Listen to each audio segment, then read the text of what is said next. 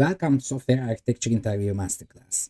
In this video, we cover the 24 essential questions you need to answer confidently as a senior engineer or tech lead. We move through 5 core pillars: structural patterns, communication, resilience, performance, and data evaluation. These are exact topics that come up in every senior and staff level system design interview.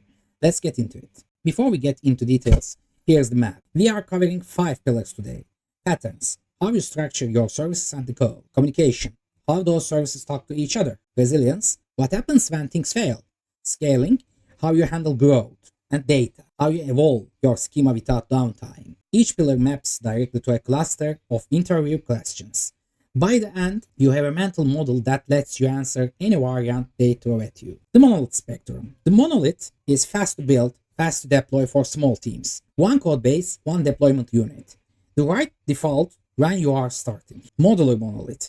You get the separation of concerns of microservices without the network overhead. Each module owns its domain. This is often the correct intermediate step that teams skip. Microservices: independent scaling, independent deployments. The right choice for massive teams that need ship independently, but it comes with significant operational complexity. Distributed tracing, service discovery, network failures, organizing logic. Layered architecture: technical separation, UI, business, data.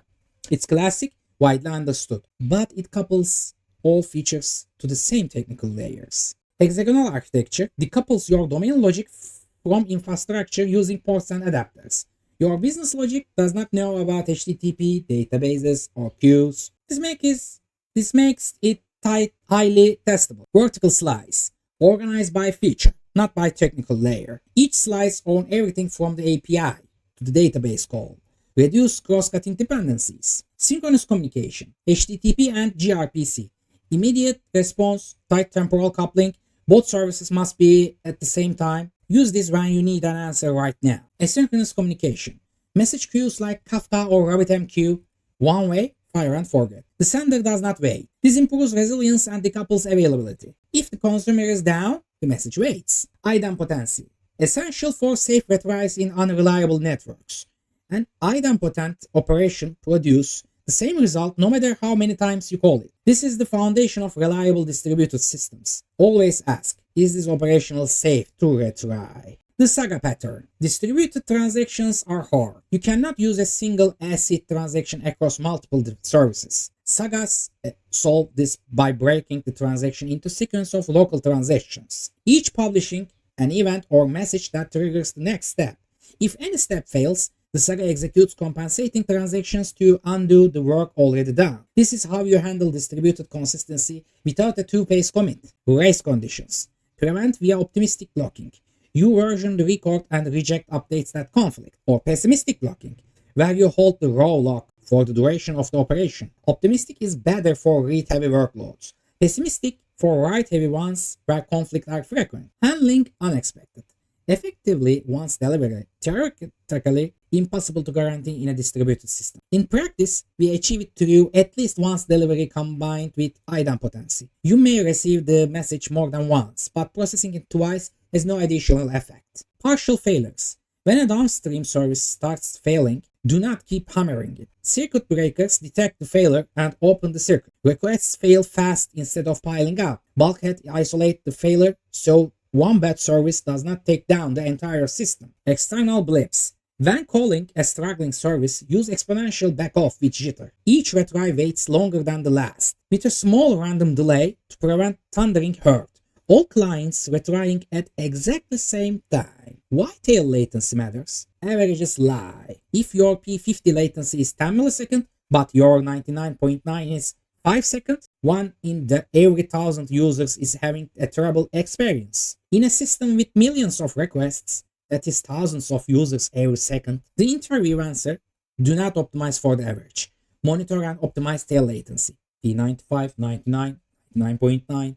These are the numbers that define the actual user experience, especially for the systems where a single page requires many backend calls. Scaling strategies: vertical scaling. Add more CPU or RAM to a single machine. Simple to implement, no application change needed, but it has hard ceiling. There is only so big a single box can get, and it creates a single point of failure. Horizontal scaling: add more machines.